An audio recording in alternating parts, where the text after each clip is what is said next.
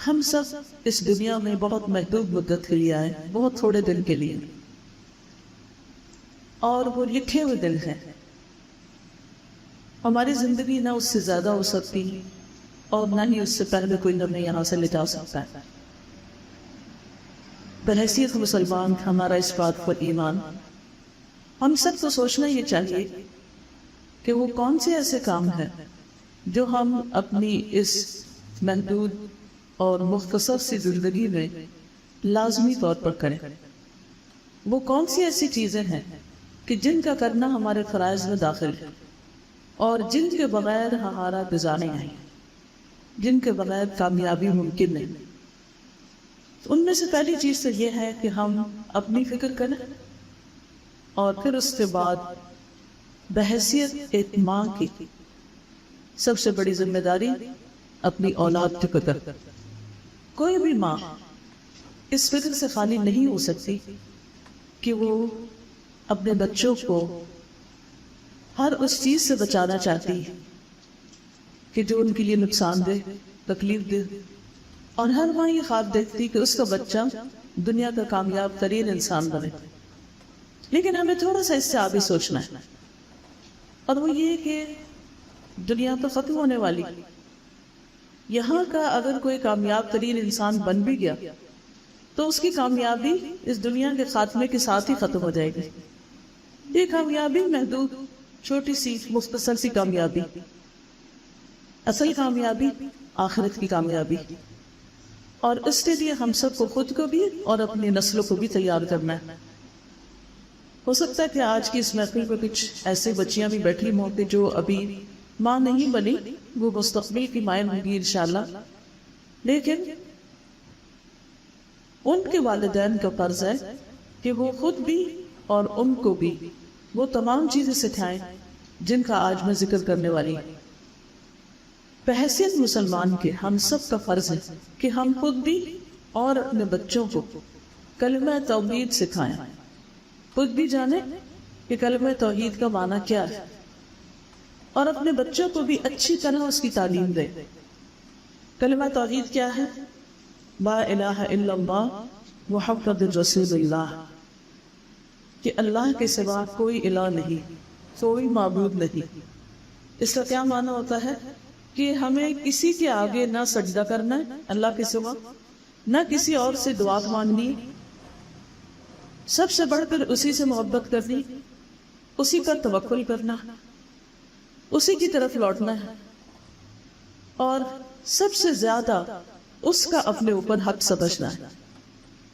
کیونکہ اگر کوئی شخص زندگی میں بڑے سے بڑے کام کر جائے لیکن اس کے دل میں اگر توحید نہیں، ایک اللہ کی وحدانیت جڑ نہیں پکڑی، تو اس کے سارے عمل ضائع ہو سکتے ہیں۔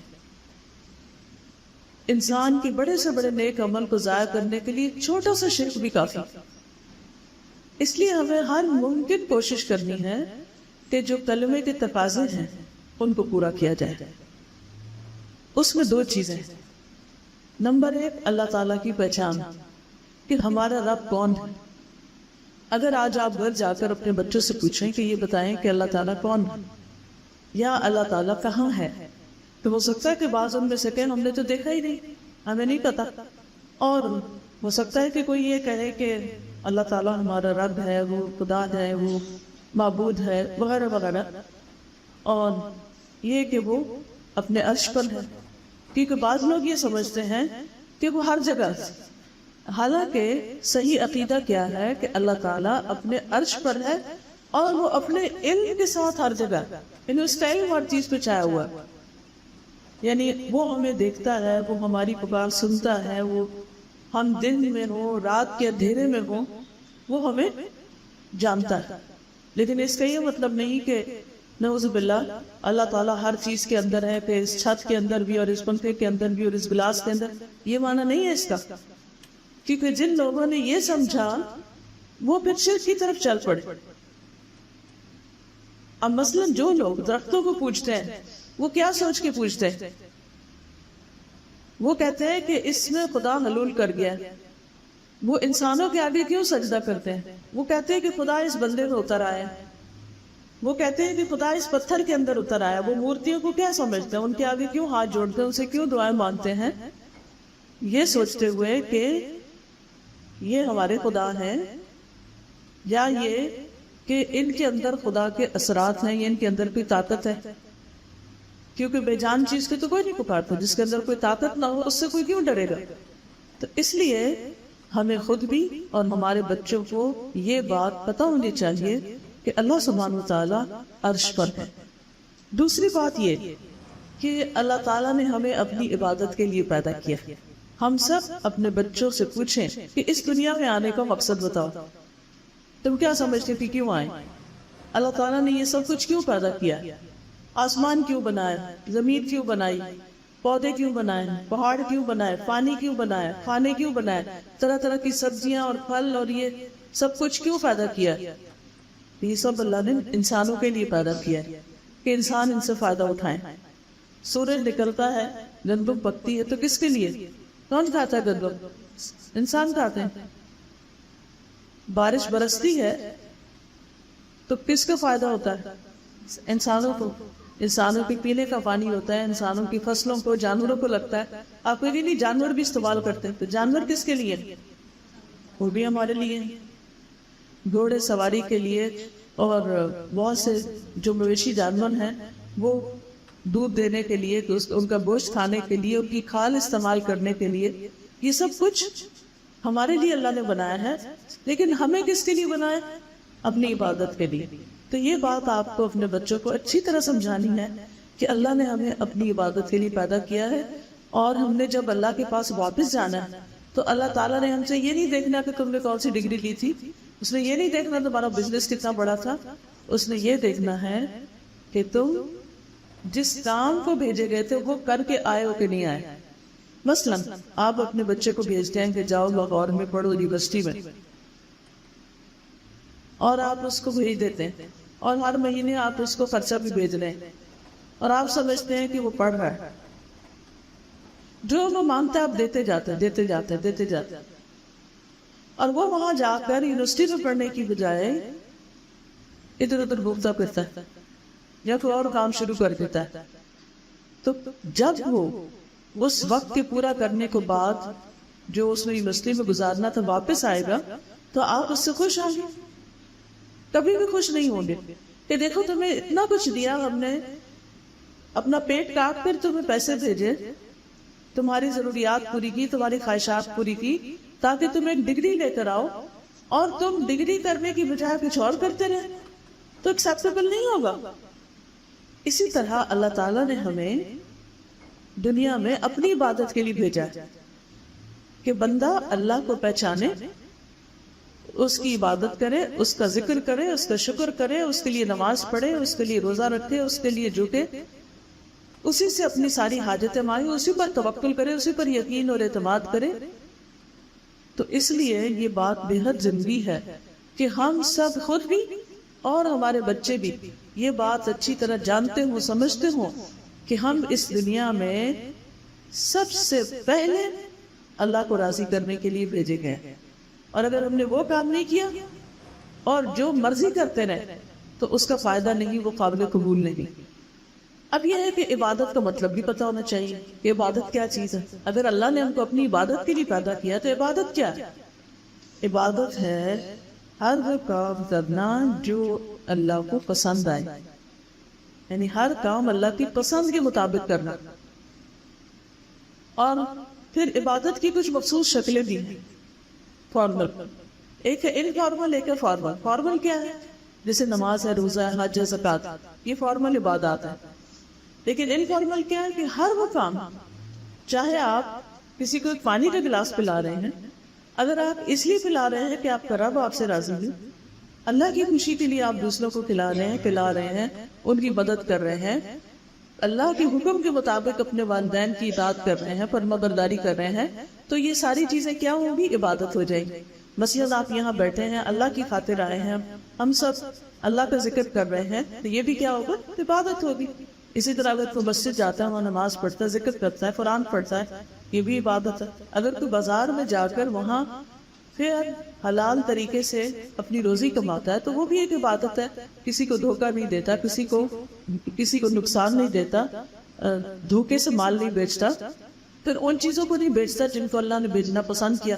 مثلا کوئی کتے کو ذبح کر کے اس کا گوشت بیچے تو یہ حرام ہے, یہ اللہ کی نافرمانی کا کام ہوگا. اگر کوئی شخص بکرے کو حلال طریقے سے ذبح کر کے بیچتا ہے اور وہ لوگوں کی ضرورت پوری کرتا ہے تو یہ اس کے لیے عبادت ہو جائے گا. تو ہر وہ کام جو اللہ تعالیٰ نے ہمیں جس کا طریقہ بتایا اس طریقے کے مطابق اگر ہم کریں گے تو وہ اس کی عبادت قرار پائے گا. پھر آپ دیکھیے کہ بچے کا اللہ تعالیٰ سے تعلق مضبوط کرنا وہ بہت ضروری ہے. اور وہ کیا کہ آپ اس کے سامنے اللہ تعالیٰ کا یہ کانسیپٹ نہیں رکھیں کہ وہ بہت مارنے والا ہے اور ڈرانے والا ہے اور عذاب دینے والا ہے اور بہت خوفناک سی چیز ہے. ٹھیک ہے, اللہ سے ڈرنا چاہیے, لیکن ایسا ڈر نہیں کہ جس میں نفرت آ جائے, کہ بجائے اس کے کہ وہ اللہ سے محبت کرے وہ اللہ سے دور بھاگنے لگے. ایسی باتیں نہیں کرنی چاہیے بچوں کے ساتھ. بچوں کو اللہ کی محبت بھی سکھانی چاہیے. اور وہ کیسے پیدا ہوگی کہ آپ ان کو بتایا کہ دیکھیں اللہ تعالیٰ کتنا مہربان ہے, اس نے ہمارے لیے پانی بنایا ہے, کتنا مہربان ہے. کوئی پھل لے کر دکھائیں ان کو کہ یہ دیکھیں کتنا مزے کا پھل ہے, کس نے اگایا ہے, اس کے کتنے کیا کیا فائدے ہیں. پھر بہت ساری چیزیں, پہاڑوں کو دیکھیں, درختوں کو دیکھیں, آسمان کو دیکھیں, ستاروں کو, ایک ایک چیز کی خوبصورتی بتائیں, اچھائی اور فائدے بتائیں. اس سے بچوں کے دلوں میں اللہ کی محبت پیدا ہوگی. اور اس کے لیے کہیں جانے کی ضرورت نہیں, ہر جگہ کچھ نہ کچھ نشانی ایسی موجود ہوتی ہے کہ جس کو دکھا کے آپ ان کے اندر اللہ کی محبت پیدا کر سکتے ہیں. پھر یہ ہے کہ جو چیز آپ انہیں سکھانا چاہیں وہ آپ خود بھی کریں. اس میں مثلاً اگر آپ بچوں کو اللہ کا ذکر سکھانا چاہتے ہیں تو آپ اس ذکر کا آغاز اپنی ذات سے کریں.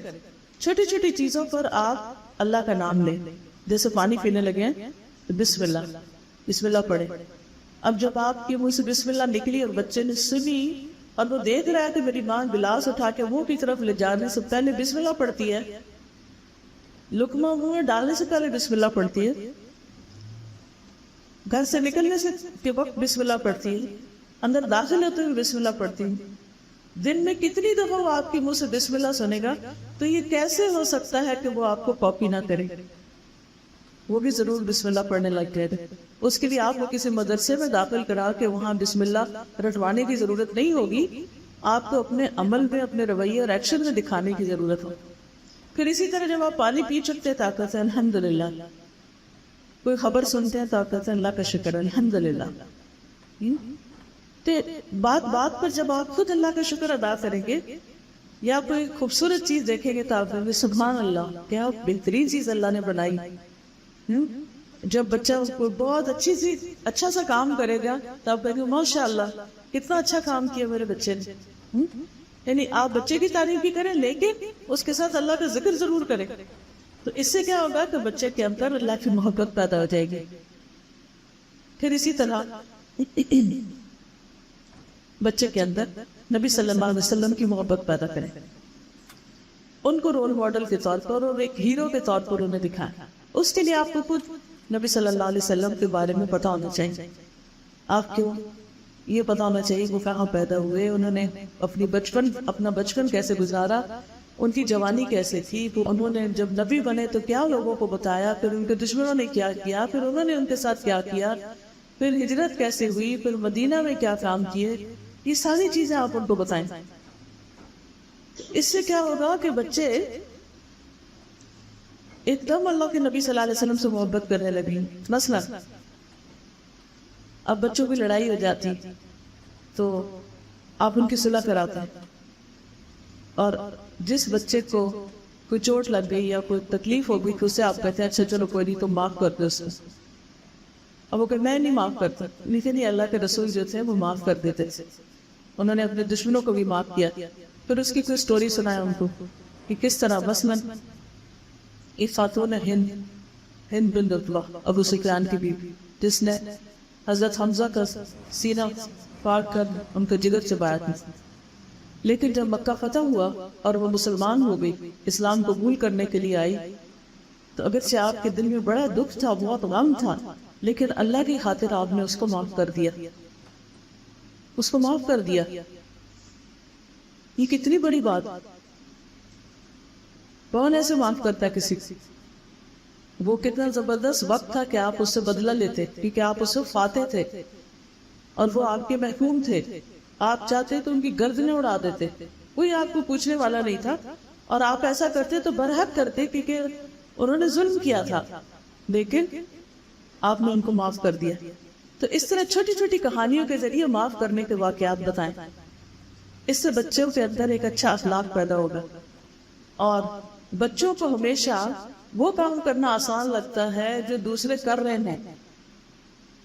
اسی لیے آپ نے دیکھا ہوگا کہ وہ آپ کی جوتی پہن کے کھڑے ہو جاتے ہیں، چھوٹے چھوٹے بچے، نیل والی کبھی کچھ، کیونکہ انہوں نے آپ کو دیکھا. لیکن اگر آپ ان کو ان کا جوتا بھی پہنانے لگے تو وہ کہیں گے یہ مشکل کام ہے.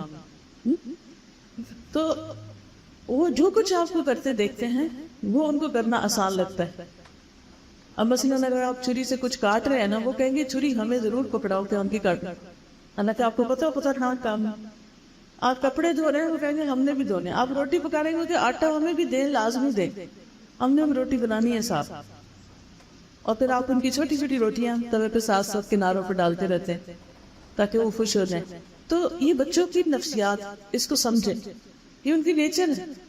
تو ان سے اگر آپ نے کچھ بھی کرانا ہے نا تو آپ خود کرنا شروع کر دیں، تو آپ کو دیکھ کے کرنے لگیں گے. تو اگر آپ دریشی پڑھیں گے، نبی صلی اللہ علیہ وسلم کا ذکر اچھے انداز میں کریں گے، ان کی کہانیاں سنائیں گے اور پیغمبروں کی کہانیاں سنائیں گے، تو اس کا فائدہ کیا ہوگا کہ ان کے دل میں نبی صلی اللہ علیہ وسلم کی محبت آئے گی. اور یہ ایمان کا حصہ ہے، اس کے بغیر ایمان پورا نہیں ہوتا، مکمل نہیں ہوتا. اللہ تعالیٰ نے ہمیں دنیا میں ایمان مکمل کرنے کے لیے بھیجا ہے، اس لیے یہ بھی آپ نے ان کو ضرور دینا. پھر اسی طرح تقدیر کے بارے میں بتائیں کہ جو اللہ چاہتا ہے وہ ہوتا ہے. بعض اوقات ایسا ہوتا ہے نا کہ آپ کچھ چاہ رہے ہوتے ہیں، یا بچوں کی کوئی خواہش ہوتی ہے چلے فلاں جگہ چلتے ہیں، آپ ان سے پرامس کرتے ہیں کہ 26 میں آپ کو